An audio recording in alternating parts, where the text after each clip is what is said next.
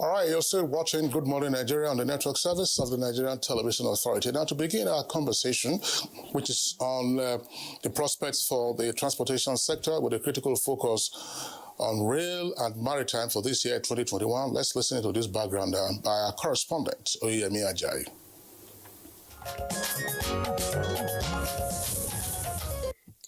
Transportation is inevitable for movement of people, goods as well as services from one point to the other.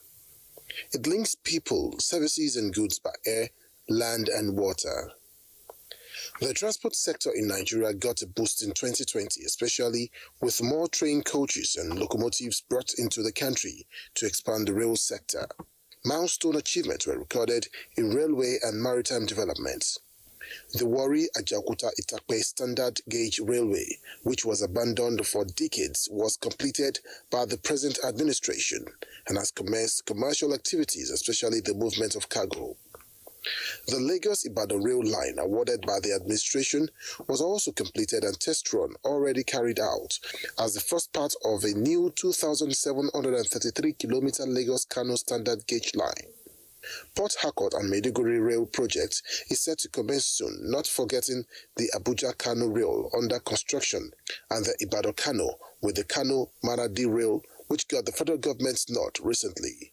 However, the pandemic slowed down the growth of the transport sector as interstate movement and economic activities were suspended during the lockdown to curb the spread of the virus in the country. Even when lockdown was eased gradually, passenger traffic reduced to allow for physical distancing and other COVID-19 protocols enforced by the government. The maritime sector got the attention of the federal government with efforts to sanitize, transform and digitize the industry. The launch of the Deep Blue project was applauded by experts who see it as an effort to ensure safe waterways in the country. Reviving the Onitsha port, which was abandoned for 42 years, was a major achievement aside the rail line construction connecting the port, which is already at an advanced stage. For 2021, analysts have projected better fortunes for the sector. For example, the econometric models projected that the Nigerian GDP from the transportation sector will rise to 27 billion naira. Now, to achieve this, the question is, how will the sector grow in the face of COVID-19 pandemic? What are the prospects for improving mass transit of people and goods, as well as achieving intermodal transportation in 2021? Guests on Good Morning Nigeria will provide answers shortly.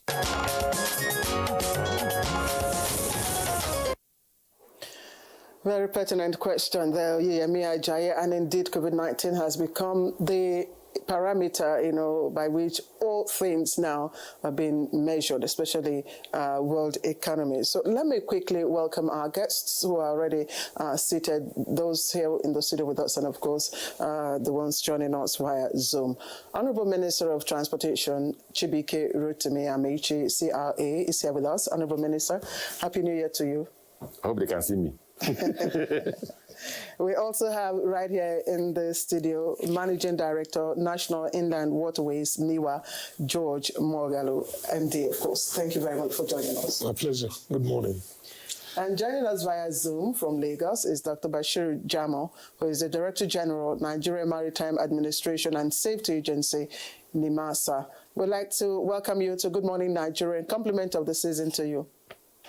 Yeah, thank you very much, Claire, and good morning, my Honorable Minister and my big brother, the Director, the MD NIWA.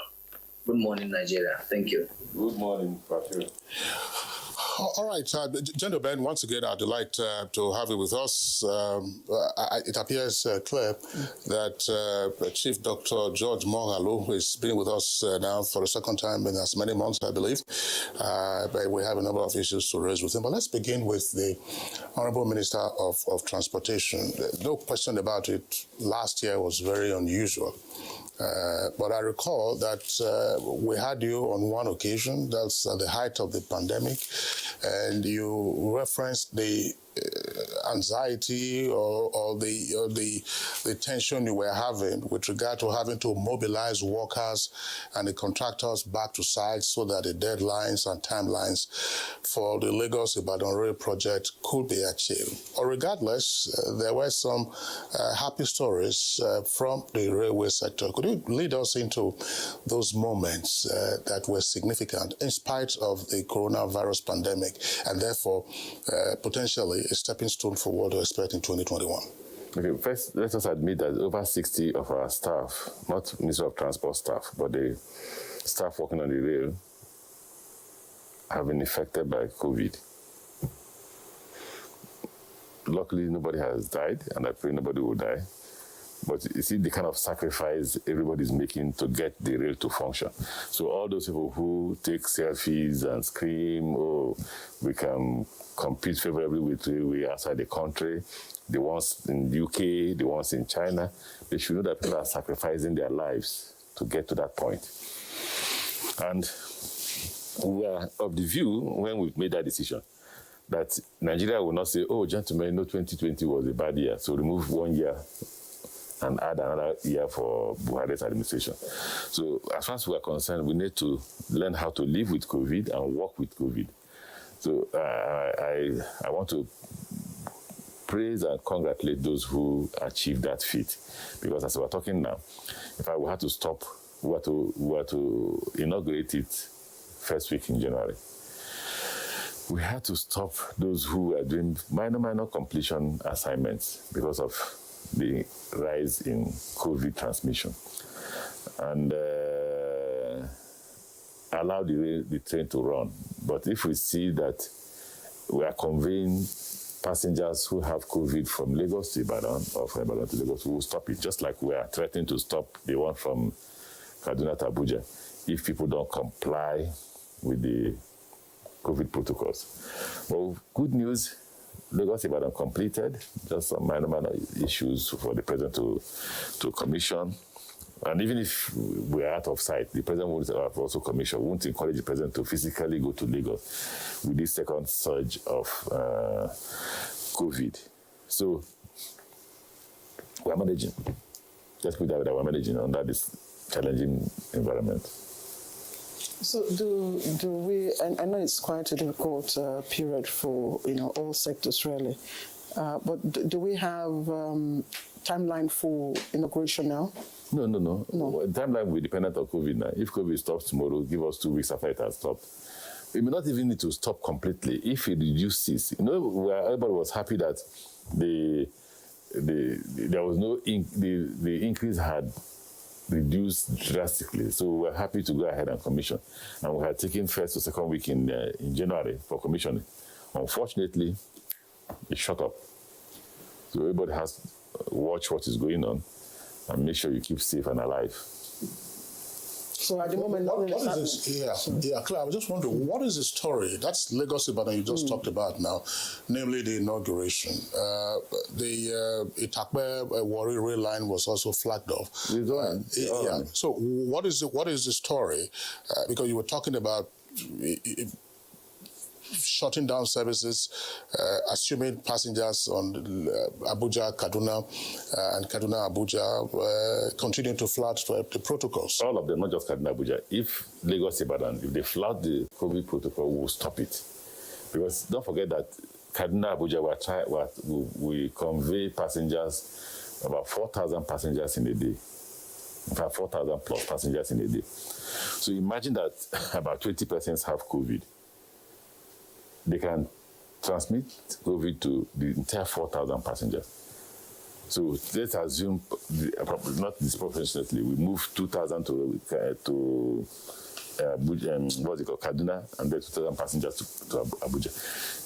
The rate of transmission will be very high. So we can't continue that way. The same is applicable to Lagos. So for us, we insist that everybody must obey the COVID protocol. Wear your mask till the end of the journey, and then you step down. What's the level of work at the moment on the Lagos end, that's the Butemeta end, of that corridor? I know there was a time you talked about building bridges and all that. What's the level of work done there? We're almost finished. We said over 95, 96%. With the bridges? Everything. What's the main? Just minor issues here and there in the stations, not even on the bridges, because we've done all those things. We can run. People are taking, the only thing they're not doing is they want to allow them to use the stations, so they don't destroy anything. That's one. So you have some minor things in the stations, like the hardware of the furniture, like just the station furniture, and that's all that's meaning. Are you going to retain because I know somewhere in Ilukpeju you used to have this level crossing or something. Where's Ilukpeju? Ilukpeju in Lagos, Ilukpeju where you have the rail crossing. I don't know where it is. Is it near Agege? No. Ilukpeju is on Ilukpeju bypass. Henry Stevens company. Do you know Ubima bypass? Where? Ubima bypass. Ubina. That should be somewhere around Rivers where you were governor. in the current local government area. The point I'm making is, you may know Ilukpeju. I don't have to know it. The point. So I don't know what you're talking about, but anywhere there are about 30-something bypass that we are building. Lagos State government is also building some, right? But the one I know that we've openly, where we have underpass. The cars have to go under and the rail have to go on top. Is one close to Agege, around the Keja. That's been completed. A lot of the bridges, either overpass or underpass, a lot of them have been completed. Okay, so we're not going to deal with the level crossing anymore. It depends on. The problem with Nigeria is that on their own, they create their own bypass. Nobody wants to walk to where there's a bridge. Nobody. Every village is writing to you, please create one for me here. So it means that we will literally be building not even for communities, for individuals.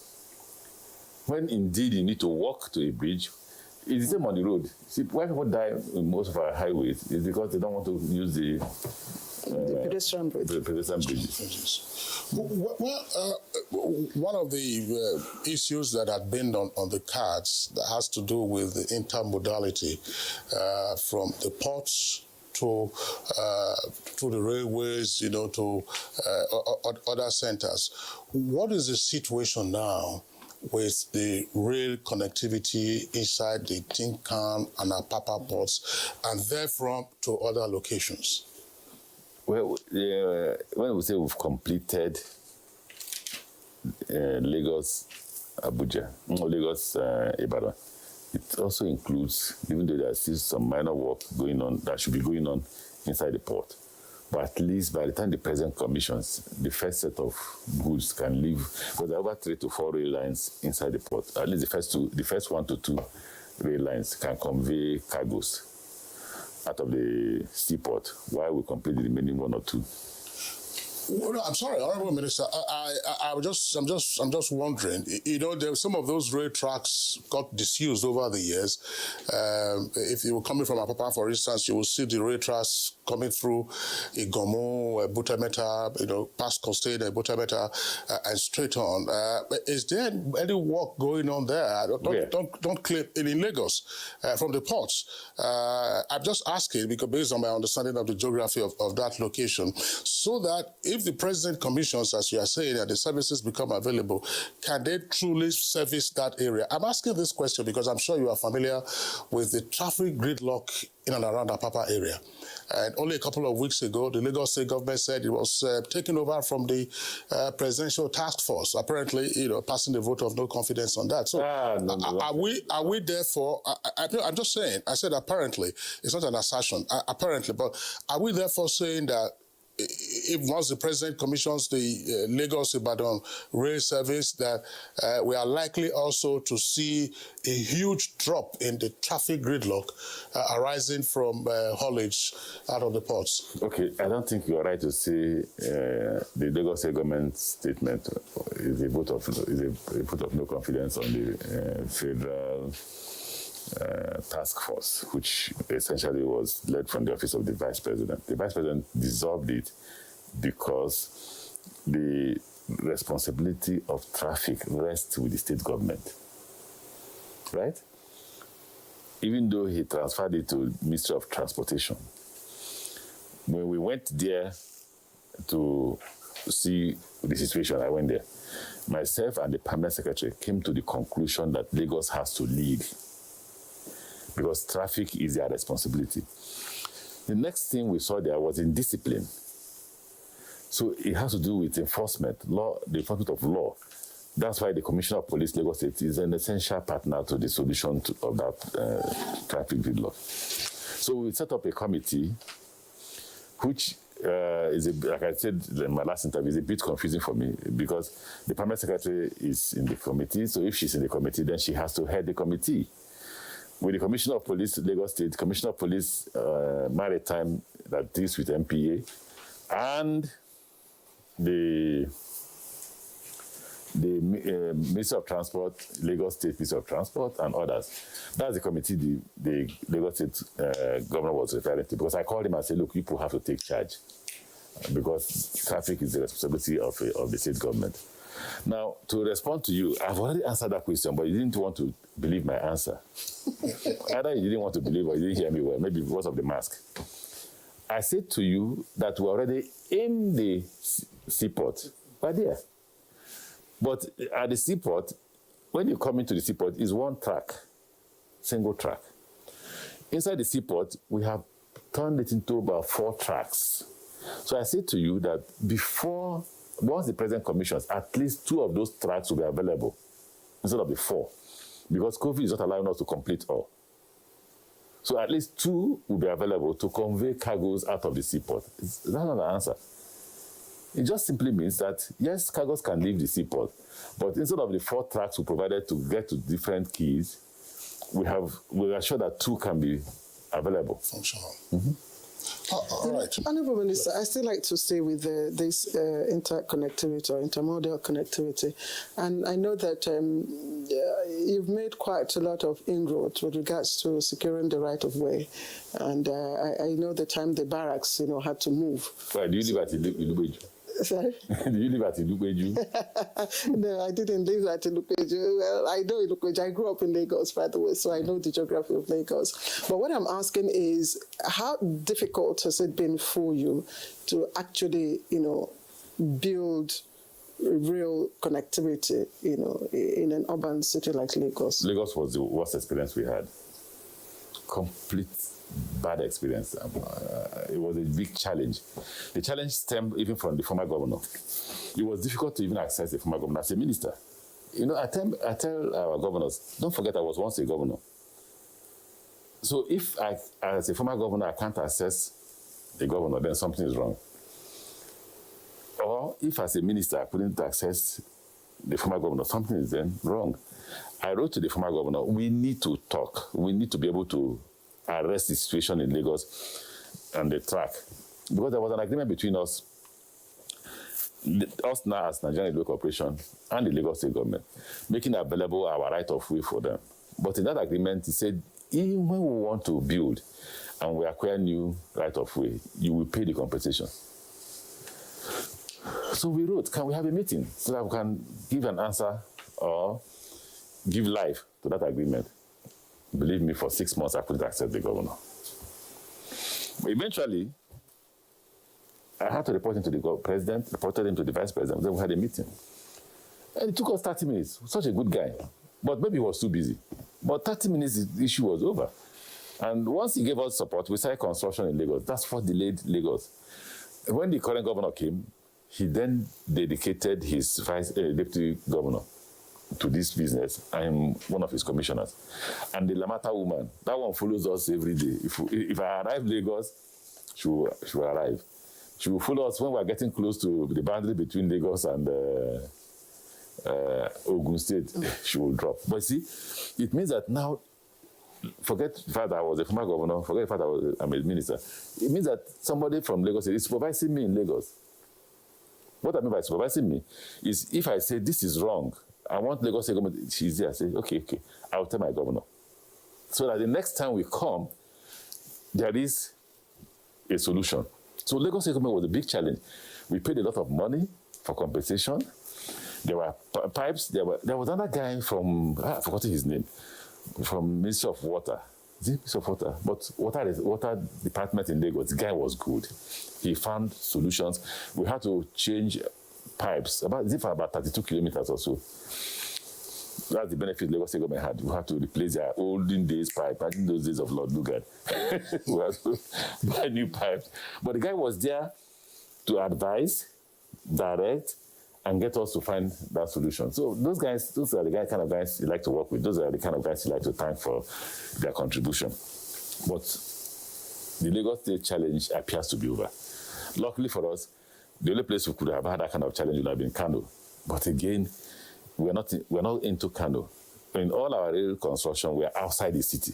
Was it just government challenge, or was there also challenge of data, knowing where what? Oh, that's a big one. That's with an NPC. You won't, I don't think that government officials want me to talk about this. But by the time you got to the seaport, there were pipes that nobody knew who the owners were. And NPC, who owns this? Nobody could give us data about who owned what pipe or where any pipe was laid. Not even NRC? Now, how will NRC know? NRC didn't lay any pipe. They just apply for what they call this right of way to lay pipes. That's all. So once you grant, they will lay the pipes. So we had to get a firm. The team had to get a firm from Italy that came with an equipment to even identify where the pipes were in the first place, where the pipes were, before we began to identify who owns what. So as we got to an NPC, that's when we began to know who owned what. There are parts that were not even functional. We didn't know who owned them, so we threw that out of the way. I hope there's been an archiving of the information from this Italian consultant, because again, that's part of the challenge. By the time you are out of office, years down the road, people want to undertake repairs, and they say, "Oh, we don't know where the pipes are." No. The way we built it now, it's not a business. The way we've gone about it with an NPC, forget the pipe that at the beginning, they didn't know who owned what pipe. But by the time, but it would be wrong to even say they didn't know who owned what pipe. We're right to say maybe some people didn't want to be of help. Maybe. But now I think that... Concealing information? I don't know how to put it, but it was difficult for us to access that information. And then we had to identify that information from outside. Don't forget. We had to pay extra by getting a foreign firm with equipment from outside, brought in the equipment and identified all the pipes. The first is to locate it before you can even identify who owns it. It was difficult to identify where they were. But with that equipment, we were able to identify everything and then got an NPC to come in to give us approvals. We awarded the contract for people to relay the pipes. But again, expertise, which Nigerians don't have. That's why when you see people come and say, "Oh, give us contract of supervising the contractor building the railway," you ask how. Because that was the height of engineering. The question was, can you shut down this country in 24 hours? You couldn't. More than 24 hours. You need about nearly a month to remove those pipes. So what is the best technology? They had to find out the technology that would allow the rail to run on top of the pipes without affecting what it was carrying. So all that came from the expertise of the Italian company, not the one that came to identify the person. The Italian company supervising the Chinese company. The Italian company is team. So if we have the Nigerian companies, I don't know if they have that expertise, but it took quite a lot. We spent nearly 3 to 4 months to find that solution. But Kesley has asked, are we archiving this information? Whatever you will see in the cost of construction has been archived. All right, that's heartwarming. Honorable Minister, we'll return to you presently, but let's now bring in Chief Dr. George Moghalu, Managing Director of NIWA. Dr. Moghalu, you of course, as I said, were with us a couple of months ago, and you were talking about what needed to be done and what has been achieved with regard to the inland waterways. Here we are, second wave of the corona pandemic. Are you as optimistic as to what you are likely to achieve this year? And if so, what is on the cards? No, let me help you with the first question.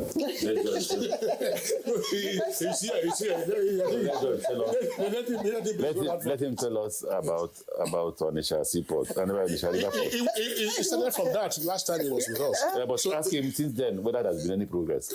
No, because I'm tired of hearing it. Honorable Minister, you know, you are our guest, so we I can't guess. Ask another person. All right, so Chief. To be honest with you, I would have been surprised if my minister didn't say I would have been disappointed if the minister didn't. So please take the two questions. Yes, I will. But we hope that he will also be comfortable to answer about Barrow Port and access. Yes, fine. He will. Let me thank you. Barrow too is on his desk. Thank you very much. The truth about it is that, like the minister said in the course of his explanation, we have to live with the pandemic. Is a reality that is confronting the entire world. It's not about Nigeria now. It's about all of us. So we have to settle with that and then walk around it and be able to do what we have to do, because we cannot continue with the sustained excuse of pandemic, and then we don't have to do what we're supposed to do. So we are conscious of that fact, that challenge is there, but we are working around it to make sure that we don't lose steam, we don't lose mileage, we'll continue with what we are doing. So having said that, like you asked again with regards to where we are, with regards to the Onitsha River Port issue, yes, we are making steady progress. With the approval of the Honourable Minister, we're able to do the virtual due diligence. That's what we did last time. And then the documentations are ready. We are getting some more information both from ICRC, because it's not something that starts and ends between NIWA and the ministry. If it was a matter of just NIWA and ministry, then I can always assess my minister, and then I can always... Almost 4 years.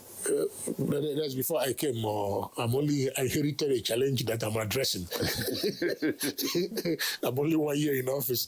So, but we're making steady progress. I'm very confident, very, very confident. So steady progress with regard to the concessioning or management? No, the concessioning, because that was what I met on the table when I came in. And we all agree there is a need for us to concession that port. The few things we've been able to do, like you mentioned in the course of your initial introduction, with regards to bringing the port back to life, we are conscious of that fact. We started on our own as a management trying to create activity, opening up the port for cargo to come in using the badging process. Barely immediately before the Christmas holidays, we were able to license 5 organizations that are interested in badging. We've issued them the formal licenses, and on the 11th, on the 14th, I'm supposed to be in Lagos because they want to move cargo. To be able to achieve that and then make that place fully functional, we have engaged the importers, because one thing about the importation business is that it is the importer who decides or who determines where he will import his goods into. You can say, I want to import it into Lagos, I want to import it into Port Harcourt or Calabar. So, and because Onitsha is not yet a port of destination, what we are now doing is to engage the importers themselves so that they can now buy into the process of cargo, of badging their goods as they arrive Lagos, so that 1, we can remove them from the roads, 2, we can also help in the decongestion process of our ports. So basically that's where we are, and hopefully once we kick off that process, I'm sure that is going to impact heavily on the economy. Good enough. I know most of our efforts geared towards boosting economic, transactions, badging of goods and decongesting, the roads and all that. But are we also looking at, because I know Lagos and maybe very recently Rivers, really dwelling much on passenger, transport.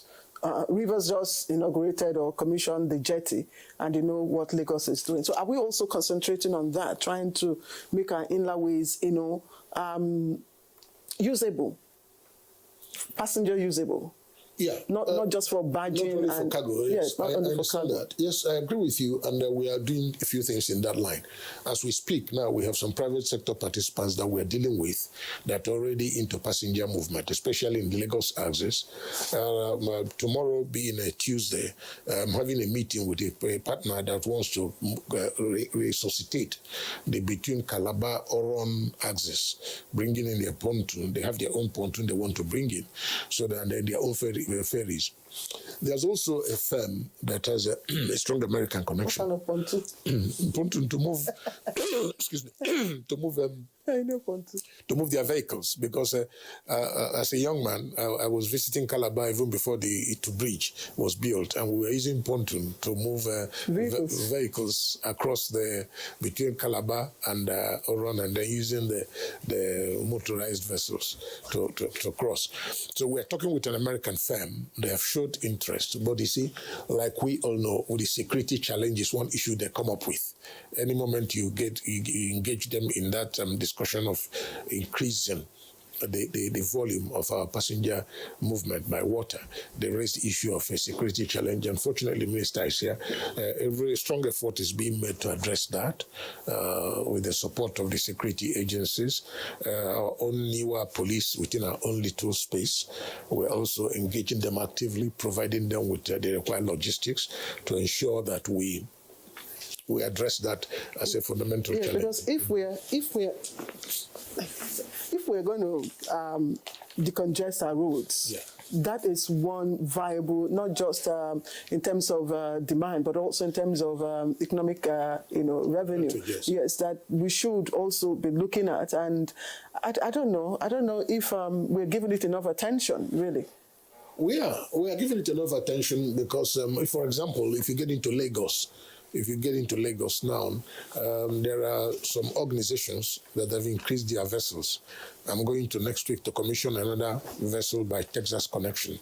These are some of the people who are interested in increasing their involvement, their participation in the passenger movement.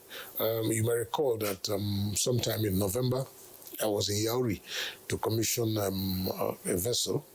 passenger vessel to move passengers. And even in our procurement process now, we're also looking at procuring additional passenger vessels that we can deploy at places that will also be able not only to generate revenue, which is a principle, which is very key, but also to ease the pressure on our passenger movement within those areas of interest.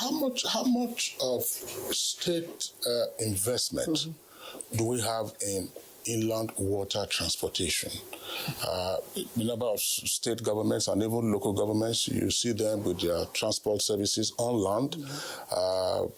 In the Second Republic, when Lateef Jakonde was governor of Lagos, I recall that there were 2 ferries that were commissioned then, Tafaji and Babakekere.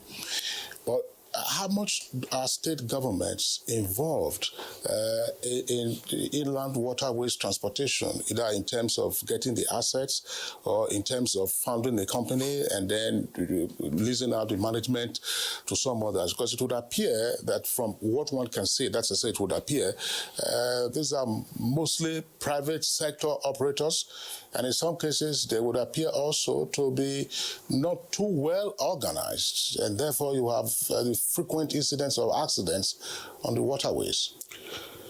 If you look at the state, because if you're talking about the nation state, yes, the federal government is very actively involved through NIWA.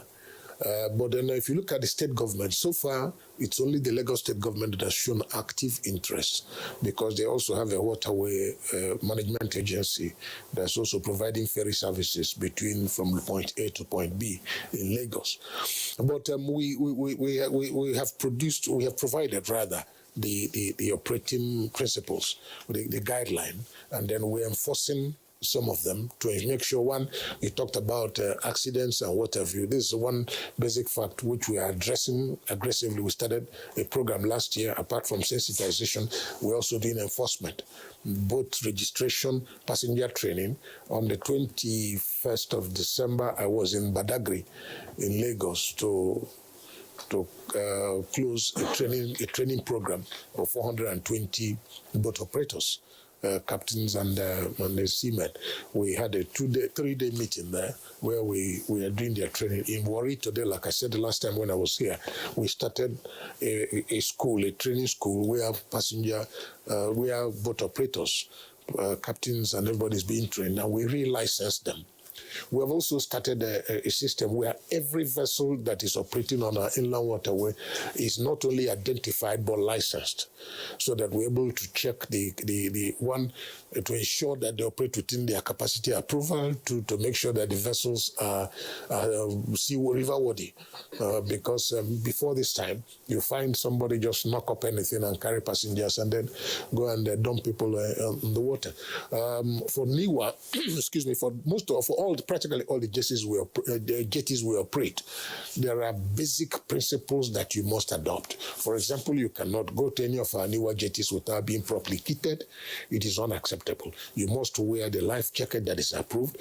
What a lot of people don't know is that it's not all life jackets that are life jackets, because life jackets expire. Okay, most people don't know that, but we emphasize that in any of our jetty, you must operate with a life jacket that is the point you just made now, Dr. Moghalu, is significant, because I recall that last year there was a by-election that took place.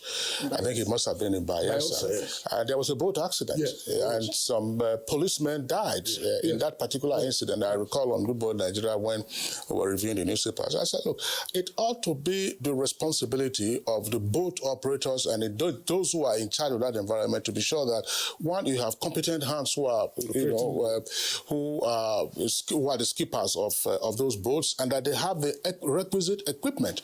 If you recall also in Ondo, when they were going to Ilaje during the governorship election, they also had a boat accident. And the point you're just making now about the expiration of life jackets and like a fire extinguisher, for instance, but are these operators aware of this? How much of a proliferation do you have of your men, assuming you have the resources, to ensure that this information gets down to the operators or to who their owners are, and that there is compliance with this so as to reduce the fatalities on the waterways? Yes, we are emphasizing sensitization. We've been doing that. We're holding seminars, talking to people, getting them to understand the protocols. But one thing that has consistently happened is that most of these accidents you see happen where boats take off from unauthorized jetties. They take off from unauthorized jetties and people don't know. Only when the accidents happen, like the one that happened in Benue State, and I had to go to Benue. They didn't even get near the jetty. They just got to one point along the riverbank at one point and took off from there. One, they took off with more passengers than the boat approved capacity. Two, the vessel was not even designed. It was a fishing boat that was not designed to carry passengers. So by the time they moved, the weight of the passengers now had to capsize the vessel. And a good number of the people there cannot swim. Eventually, we had that accident. You understand? So what we're doing now is that we're trying to get them. We had, between June last year to December, we had about 11 sensitization programs. And this year, again, we are continuing. We are starting the last week of this January. I have a program in Bayelsa where we want to go and sensitize people, get them to understand the implication of, one, using unauthorized vessels, to avoiding the protocols, which you must observe because people's lives are at stake. Okay. Unfortunately, we've just been told that we have lost Zoom connection from Lagos, where Dr. Bashir Jamo should have been joining us from. So if we do reconnect with Dr. Bashir Jamo, please do let us know. Back to the Honorable Minister, you were persistent about Onitsha Port, and I wanted you to tell us, what did you expect from the MD? I'm doing that because the Igwe of Onitsha, the Obi of Onitsha, has been on my neck, and it's not somebody you should just ignore. It's an important Nigeria. That's one. Two is that the process for how long? It was there before I came. Before I became a minister, it was there. I became a minister. I've been minister for 5 years plus, if not 6 years, and we have not been able to achieve just mere regulatory process. No, something is wrong. Something is absolutely wrong. How do you mean? I mean, where does this lie? Honestly, I don't know. Why I say I don't know is, look, the job of the minister is to give approval. So whatever time such request is on my table, you get the approval. So between, okay, well, there were those who petitioned here and there, tried to slow us down, but we overcame that after some time. We were summoned to the National Assembly. We stood our ground because the process was done by the World Bank. But after that, we should be able, between NIWA, which is Ministry of Transport, and ICRC, we should be able to get this out of our table. It should have a timeline. In 6 months, in 1 year, this should be out of my table. We shouldn't be every year very happy to put it in the budget or part of what you should achieve. You know, in life, for people like us, we have partitioned our lives or compartmentalized in such a way that this is for 6 months. If I get to 6 months, I don't achieve it, it's off my way, I go to somewhere else. Now, I pray that I don't put myself in that shoe where I will say, look, I'm no longer interested in this Onitsha River Port. Just like now, somebody has brought in an unsolicited listing for Baru, right? We expect to follow it up. It shouldn't take us 1 year to sort that problem out. If somebody says, look, I can manage Baru, let him get ahead and manage Baru. What are the impediments? I'm asking the MD of NIWA now. What are the impediments to concessioning this to appropriate managers if the terms are clear? I mean, I don't imagine that you're going to have a long management contract that lasts decades and so on and so forth. And there ought to be also probationary periods depending on how the contract terms are drafted. What is the issue with Onitsha Port? Like the minister rightly observed, we had challenges, which by the time I came into office, we had the issues of the courts. There were about 3, 4, 5 cases. But as God will have it, we'll get overcoming them. The minister graciously, at a point, because we are supposed to do due diligence in Belgium, at a point, the minister said, no, let us not wait again. Let's do virtual, which we've successfully done. The last letters we've sent to ICRC are putting them under pressure now to get. I am confident that this issue of Onitsha concessioning has no business to be discussed again before June. But the moment by June, I should be able to sign it off. Okay, so let's leave it at that then. Mm-hmm. Let's leave it at that then. We'll thank you for that. Gladly, Dr. Bashir Jamo, Director General, Nigerian Maritime Administration and Safety Agency, NIMASA, is back. We're glad to have you back with us, Dr. Bashir Jamo. So let's look at 2020, for instance. How were you able to navigate impact of COVID-19 on the maritime sector? Thank you very much, Claire, and good morning again. Good morning, Kingsley, and good morning, my Honorable Minister. It's very difficult to discuss the progress of 2021 without reflecting back on the impact of this COVID-19 in the 2020s. We had a lot of setback, the issue of safety hazards, the crew fatigue, we do have a lot of problems of human errors. The issue of insurance claim and losses in terms of cargo damages claim, and then maintenance problem as well as breakdown of so many, equipment. The Honorable Minister and Mogalu discussed a lot on the issues of this COVID-19, and we are trying to live with it. But the important thing is that, in shipping, there is no how we can discuss effectively without the issue of CPRs. CPRs are very, very important. They are the human elements of shipping. And while everywhere is locked down, all over the world, it's only the CPRs continue to be up and doing. But we thank God, with the little efforts we're making, things still continue to move from one angle to another. And as you know, 90% of goods that we have all over the world is being moved by ship. So as such, we cannot discuss the impact or the effects of this COVID-19 without discussing the CPRs. On our own, we did our best, releasing our own marine notices for the crew change so that we can reduce the fatigues of these young and vibrant workers all over the world. And we also try to see that we declare them as essential workers. So all over the world, they have been recognized as essential workers. The Nigerian Maritime Administration and Safety Agency, they are one of those agencies that started releasing such a marine notice. And the IMO, International Maritime Organizations, recognize that. Now, having said that, what we will have to expect in the 2021 is the issue of the maritime security. First of all, I would like to sincerely appreciate the Honorable Minister of Transportation, who has been up and doing in terms of ensuring that the issue of Deep Blue projects has been taken up.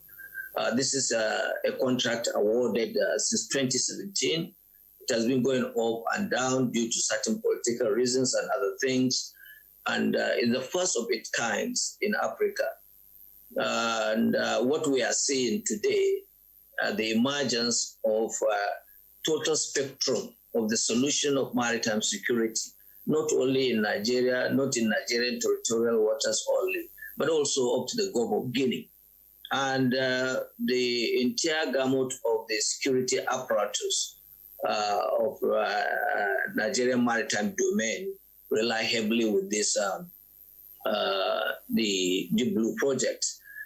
As of today, we receive more than 80% of these maritime assets. And if we don't have this security, there will be no transport. As you can see, our own revenue continue to dwindle because of the lack of effective security, not only within Nigeria, but also in the Gulf of Guinea. Recently, we have gone around to inspect these assets, and the assets are well received, more than 85% of the assets at hand. What is just left now is the human elements in terms of training. And this training also has been affected by the COVID-19. Most of the country now, they started opening up, and the countries that are, addressing this issue of trainings includes Europe and United States of America. By 18th of January, we expect to send another set of trainees so that we can deploy this asset within the first quarter of 2021. By the time we deploy these assets, we are saying bye-bye to the issue of insecurity. The second segment, what we will have to expect, is the issue of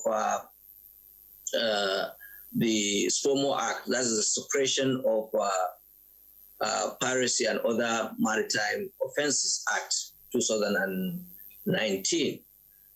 In that also, I would like to sincerely appreciate our lawmakers for passing that particular act, and Mr. President for assenting to that bill, and then the Honorable Minister of Transport, who is now looking into the guidelines for the implementation of that act.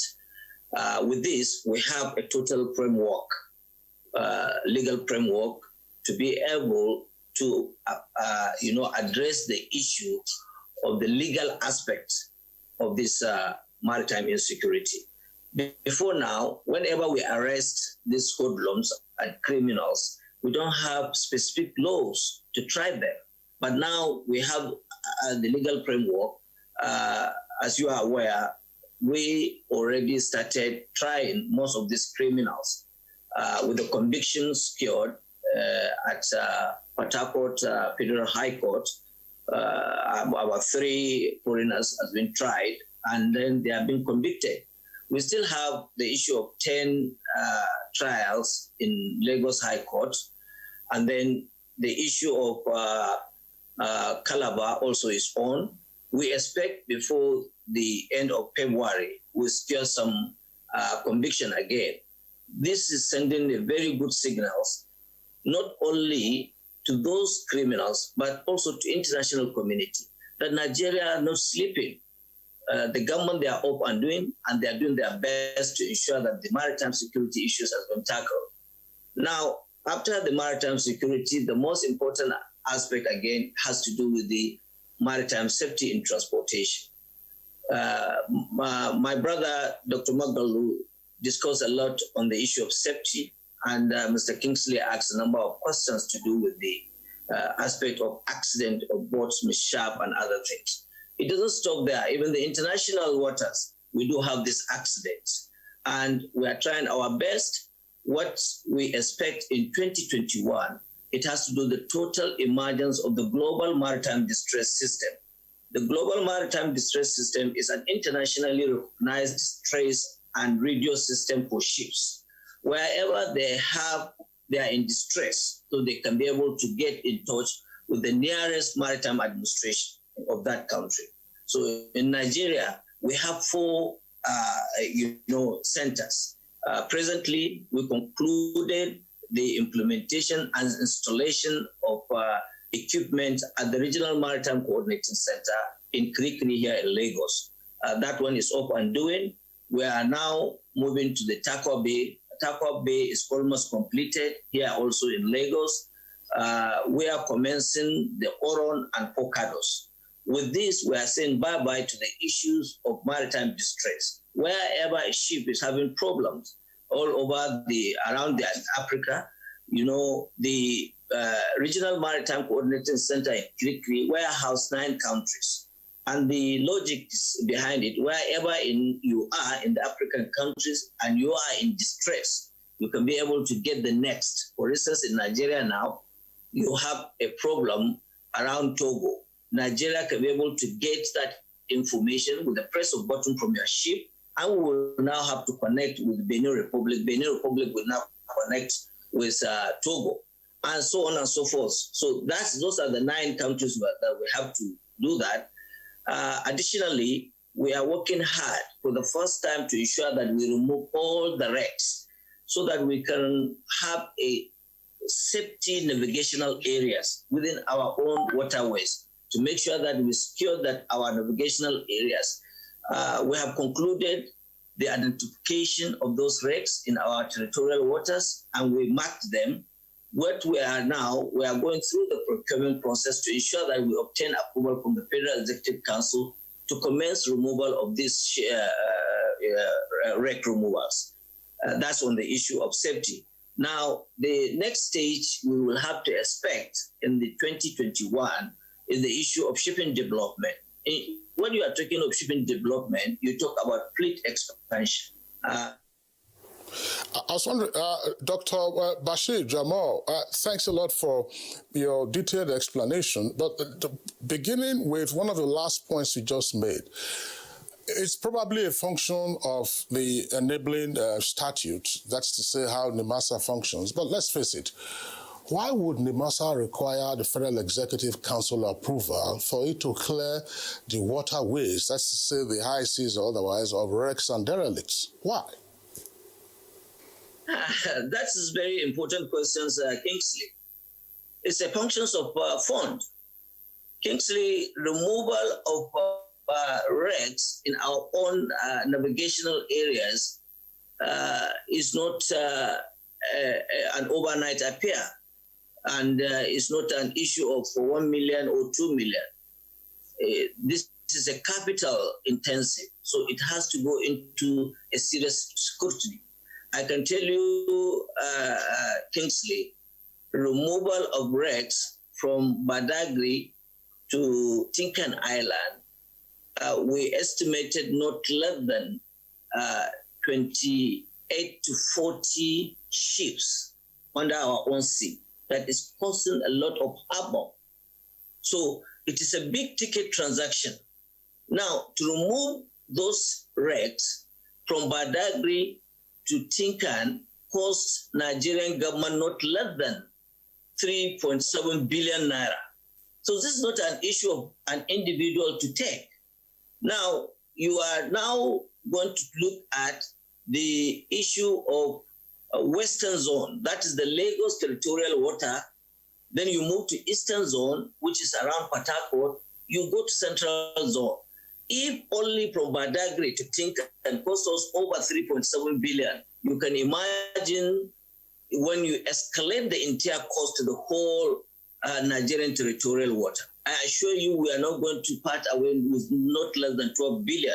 And in so doing, the federal government must know what process, what are the procedures, where are these wrecks, how large are these wrecks, and then remember, after spending this much, the wrecks itself is an asset, because when you remove it, you will have to recycle it, and people will come and buy.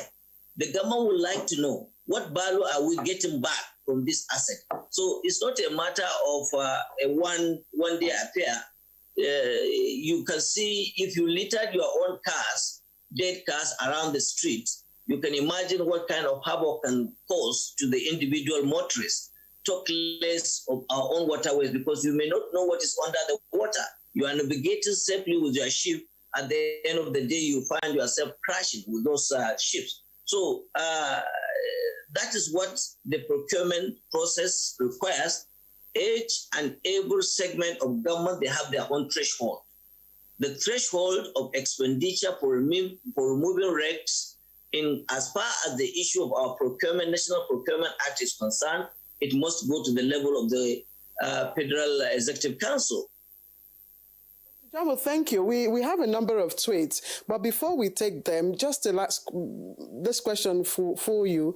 I know in the past we've had a huge number of youths from the Niger Delta being trained as seafarers, quite a number of them. And the complaint at the time was when they do get the skills, they come back with no jobs. So has that changed? And where are we on the issue of a national shipping line? Well, thank you very much, Claire. I just mentioned this issue of fleet expansion in terms of what we are trying to focus in the 2021. In Nigeria, investing in ship acquisition is a very huge amount. Unfortunately, our financial institutions, they don't have long-time loans. When you are going to borrow, in Nigeria, maybe the window that you can get maybe maximum 2 to 3, 4 years. When you are acquiring a ship, it takes you not less than 20 years to start reaping the benefit of that. So our financial institutions, they are not structured in such a manner that individuals that intends to invest in shipping or procurement of ship, they will have to go and get such loans. Unfortunately, most of the stakeholders rely heavily on what we call cabotage vessel financing funds. And in 2021, we expect to see for the first time, these particular funds will now come to the stream. We started collecting this money since 2003, but for one reason or the other, we were unable to disburse such funds. So with the disbursements of funds, Nigeria will have the opportunity to start procuring ships that these young Nigerians will be able to benefit for employment of this. Well, I agree with you, number of them will come back from their training without a job, but I want to assure you, Claire, that we have a number of them that has been recruited both internally and external. I had discussions on one of the former governors of Benue State who sponsored some of his, citizens from Benue State who affirmed to me that most of those that he sponsored into this particular scheme, which is a special policy introduced by the federal government of CPR's development program, they are now engaged in foreign ships. They are not even in Nigeria. And if you hear their own salary, you'll be shocked. So while we are having a number of them without job, we still have number of them securing job, not even locally in Nigeria, but internationally. And we are working our best. By the time the issue of CBFF comes into full stream, we will now see the emergence of a lot of employment windows and opportunities for these younger Nigerians. All right, Dr. Jamal, thank you very much. We still hope to retain you and get back to you in the course of the remainder of the conversation. You're watching Good Morning Nigeria live on the network service of the Nigerian Television Authority. We're taking a short break now. When we return, we continue with our guests. All right, you're welcome back. Still, Good Morning Nigeria, reaching you on the network service of the Nigerian Television Authority. Let's bring in again Dr. George Moghalu with regards to clearing the inland waterways of derelicts and wrecks.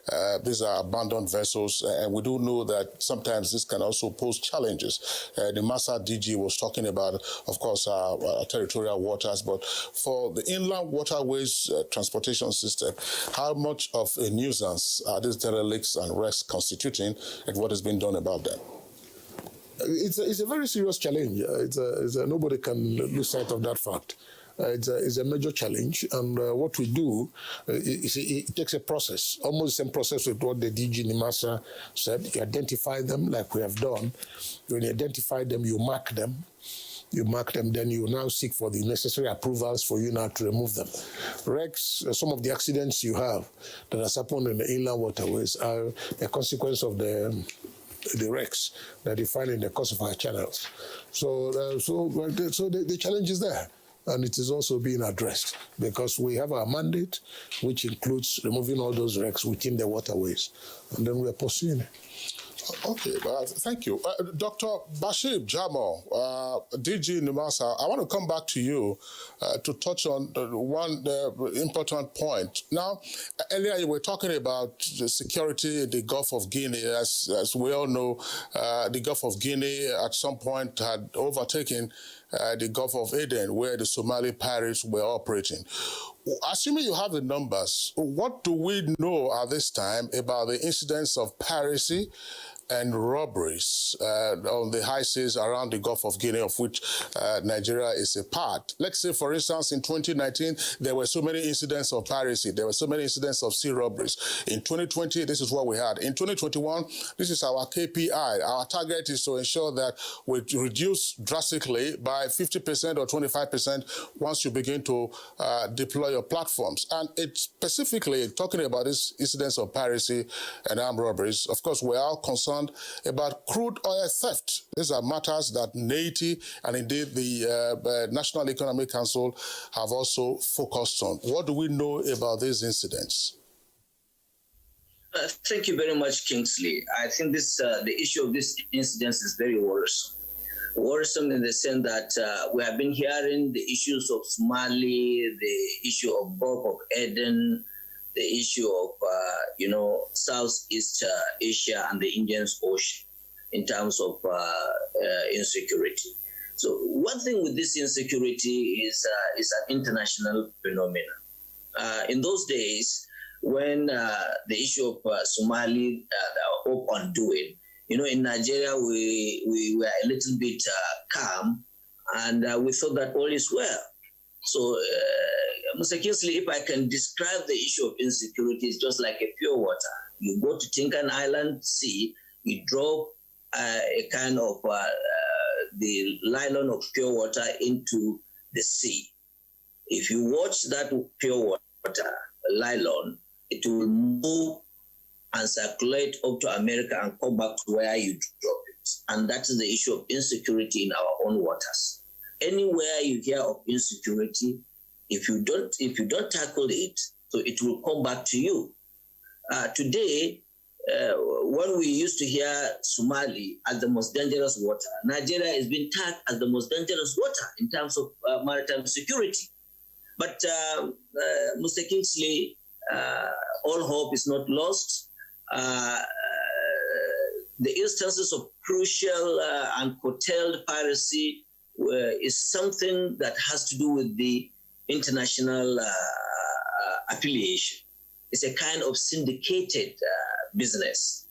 But from your questions, what we expect in 2021, a couple of weeks ago, we see the emergence of this act, or maybe average in a week, 6 times. So it's almost one vessel per day. But we thank God from 2 to 3 weeks ago, we have a little calm water now. Now, this issue of maritime deep blue assets is the greatest joker we have. as of today.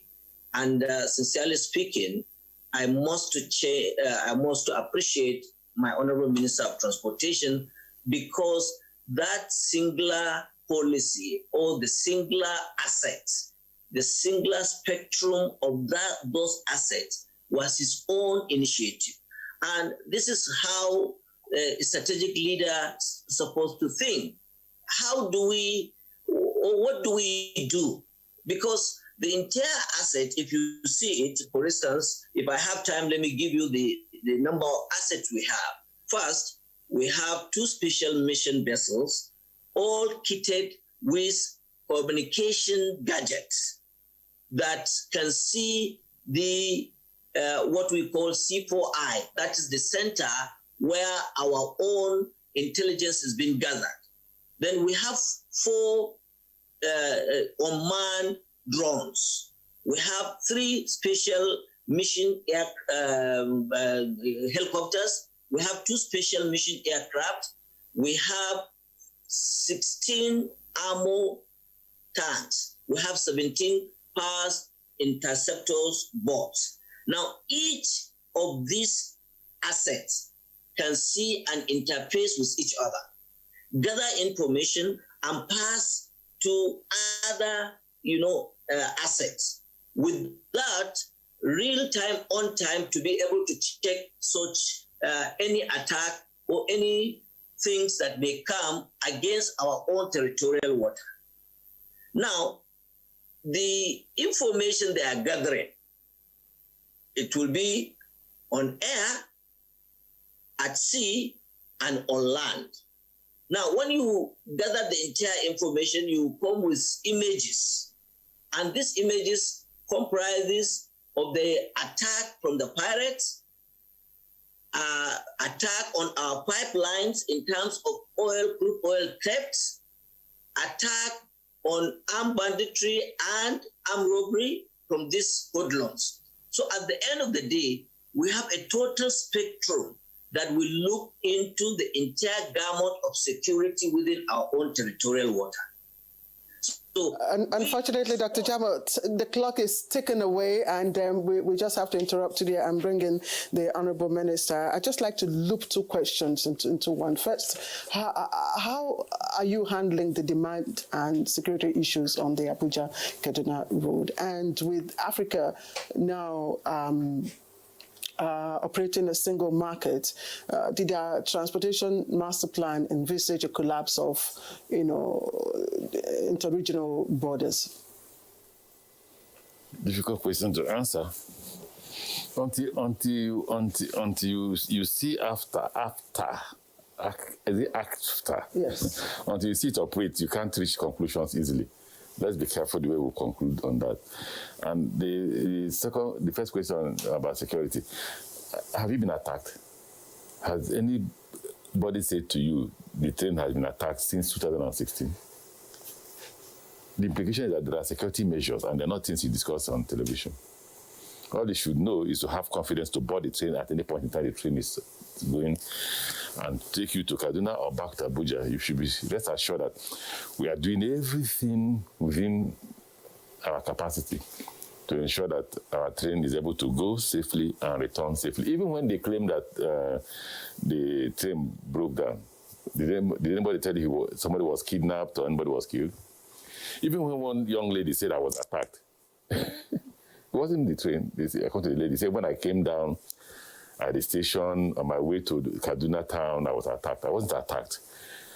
What I later gathered, that's why I was vehemently opposed to her statement that I wasn't attacked. In fact, she claimed I was running. How can a human being run faster than an ammunition? It's not possible. That's why they say, if you hear the sound of a gun, it wasn't meant for you. It wasn't meant for you. So for her to say I was running and the people were shooting at me, then I must be a magician, or I must be having this. But the point is, so far we have not had any attack. It's not as if they won't plan. They will plan, but they know that we are equipped. Very equipped, and they don't venture. I don't understand your response to the single market, because almost everything is hinged on transport infrastructure. But it is not just about rail. In fact, mostly rail is internal. What you should look at, the focus on that will be 3 things. First, production. Is our market, are we able to produce? Will anybody want to produce and bring to the Nigerian market? Don't forget. Are we able to produce? So are you able to export what, if at all you produce? It is only when you're able, that's why I say first watch, because it's only when you're able to produce and then we are not able to transport those things out to the market you want it to go to, that those issues can come up. When it comes to air, I'm not in charge of air transportation, but we're also doing well in terms of air transportation. What you should say, again, is do we have the capacity to be able to engage other markets with our aircraft? So far, we're doing well with Ghana. But are we doing well in the sub-region? Can I go now to Abidjan? Yes, but not because Nigerian aircrafts are going there. It's because there is one Sky and all those things. Now, shouldn't we, if the market is viable, shouldn't Nigerian investors invest in that market? Can I go to Tanzania from here? The answer is no. So it's not just a situation for Ministry of Transport to answer. It's a question for investors, the heads of government to answer. But I think the heads of government have little or no role to play because the market is open. So invariably, we aren't ready in terms of infrastructure. What about infrastructure? Because if you talk about airports, we have airports that can land any plane you want to land in Nigeria. You know, Nigerians see airport as terminals. That's not, for me, the airport for me is safety. So if my pilot can communicate with the other pilot, ensure there's no accident or any incident in the air, and we land safely, forget the terminal. But when you go to Nigerians, they take photographs of terminals and say, oh, see the best terminal in the world. It's not. Train, when your goods arrive, we've discussed it. If we're making arrangements to ensure that even if your goods arrive at Port Harcourt, the Port Harcourt-Maiduguri rail line can take you even up to Kaduna. Because at Kafanchan, you cross over to the Western line. All that is being constructed, but Coastal Rail Line. You're holding me back. I have a meeting for Coastal Rail Line by 11. Honorable Minister, Coastal Rail Line. You just had me say now that I have a meeting for 11 o'clock. Is it 11? We have two meetings. 12 to sign the contract for Maradi Kano Maradi. And then 2 or 3 o'clock to negotiate the loan for Coastal Rail Line. There's nothing anybody can do until you have the money. We don't have the money now. Okay, thank you. Dr. Moghalu, very quickly, one of the critical issues inland waterways, particularly on River Niger, to make it navigable all year round, is the so-called capital and maintenance dredging. How good are you on this? Like we discussed the last time, the truth be told is that we don't have the resources to do capital dredging. It's been done some time back, some 7-8 years ago, okay? And so what our emphasis now is on maintenance dredging. And the emphasis is on the channels that were going to be all year round navigable, the Lagos, Onitsha, One, these channels that are going to be constantly in use. And that is where the emphasis is now. And then we're doing something about it. I have to interrupt you here. Sorry, we've eaten deep into our time.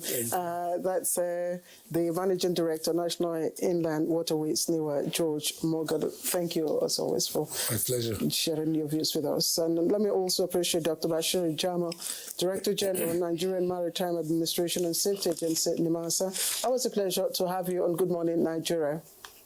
Thank you very much. And the Honourable Minister for Transportation, Honourable Chibuike Rotimi Ameachi. Thank you, as always. You're welcome.